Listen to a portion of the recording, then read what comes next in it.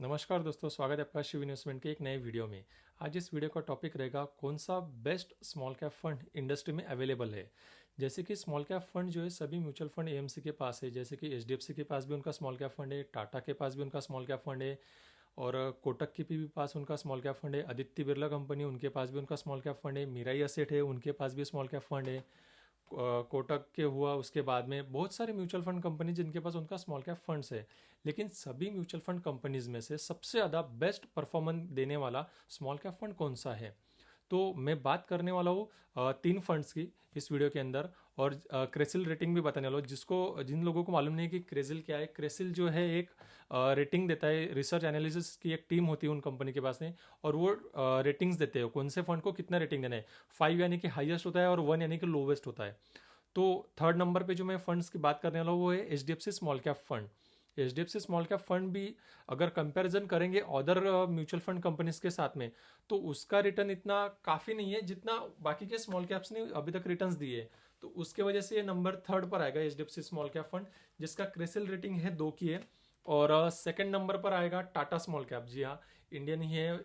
जैसे कि बहुत सारे लोगों ने कहा है कि टाटा में इन्वेस्टमेंट कीजिए, टाटा म्यूचुअल फंड कंपनी का भी टाटा स्मॉल कैप फंड है। उसका भी क्रेसिल रेटिंग अगर आप देखते हो तो 3 का उसका क्रेसिल रेटिंग है, और उसका भी अच्छा खासा रिटर्न है। अराउंडली आपको 20 या 22 तक आपको रिटर्न्स मिलेंगे। एसआईपी अगर करते तो वन टाइम में इन्वेस्टमेंट करते हो, अभी मार्केट डाउन है तो उसके वजह से सभी स्मॉल कैप फंड जो है अभी डाउन साइड में जा चुके हैं। एचडीएफसी का आगे भी अगर देखते हो रिटर्न स्मॉल कैप फंड का लमसम में, ऐसे भी लमसम में अगर बात करते हैं तो अराउंडली 17 से 18% तक आपको रिटर्न्स देगा, शो करेगा। अभी भी कहीं पर भी आप चेक करते हो। और सेकेंडरी टाटा जो है, टाटा के भी रिटर्न्स अराउंडली सेम ही है, लगभग सिर्फ 1% का डिफरेंस है दोनों फंड्स में। और one of the my favourite fund जो है Nippon India small cap fund, जिसका क्रेसिल रेटिंग है 4 का है, और इसने काफी सारे सब फंड्स में से सबसे ज्यादा रिटर्न्स ये फंड्स ने दिए अभी तक। और इसका रिटर्न्स अगर कैलकुलेट करोगे अभी भी डाउन मार्केट में, तो भी 20% से उसने रिटर्न्स दिया है अभी भी। अभी सोचो कि मार्केट इतना सारा डाउन है तभी भी उसने 20% के ऊपर उसने अभी तक रिटर्न्स दिया है। तो सोचने वाली बात है इसमें के अंदर। और स्मॉल कैप फंड्स के अंदर आप इन्वेस्टमेंट करते हो तो लॉन्ग टर्म के लिए ही करो। शॉर्ट टर्म के लिए अगर आप जाते हो 2 या 3 साल के लिए, मेरा सजेशन ऑलवेज नहीं रहेगा आप इसके अंदर इन्वेस्टमेंट मत कीजिए 2 या 3 साल के लिए। अगर 3 साल या 5 साल के अबव अगर आप इन्वेस्टमेंट करते हो तो ही आप इस फंड के अंदर आप इन्वेस्टमेंट कीजिए, मेरा सजेशन यही रहेगा।